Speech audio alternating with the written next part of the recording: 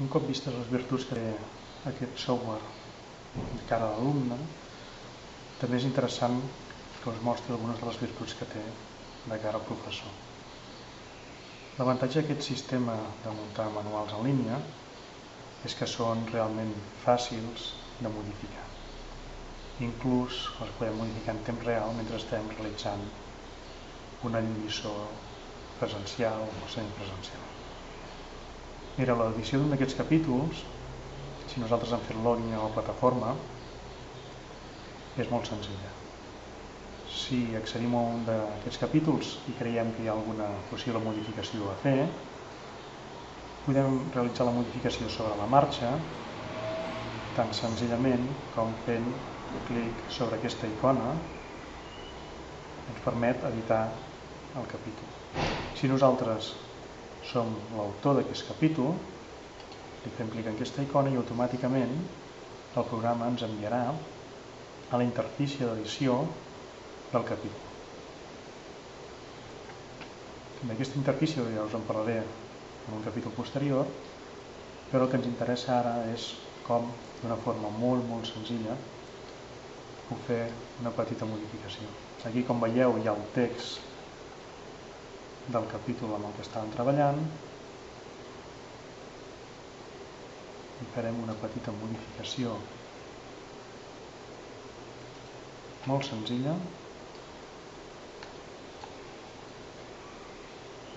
Posarem aquests termes claus en cursiva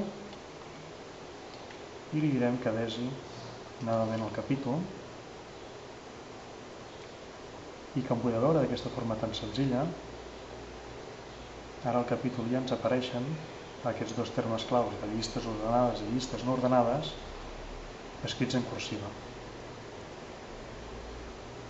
Una altra cosa que permet aquest software és la creació de capítols cooperatius, de forma que puguem treballar diverses persones sobre un capítol i que puguem millorar el material d'una forma molt senzilla. Per això hi ha una eina que són els comentaris i que, novament, si nosaltres estem identificats al sistema amb el nostre nom d'usuari i contrasenya, podem fer clic sobre l'apartat de comentaris i deixar un petit comentari perquè aparegui associat en aquest capítol.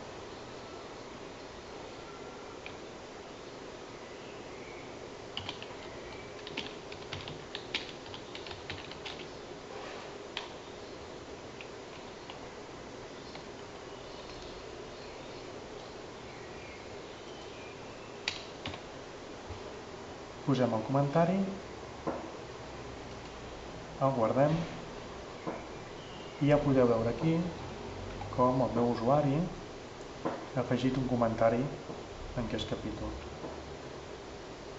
Això fa que jo pugui estar treballant directament sobre els capítols que aquí m'apareixen, de forma que puc fer un treball col·lectiu.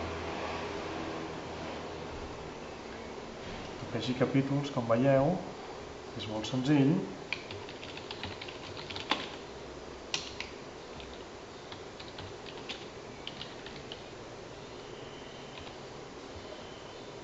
I em permet tenir un petit diàleg de tots els comentaris que hi hagi aquí, dels diferents usuaris que facin ús d'aquest capítol sempre i quan estiguin donats d'alta a la plataforma.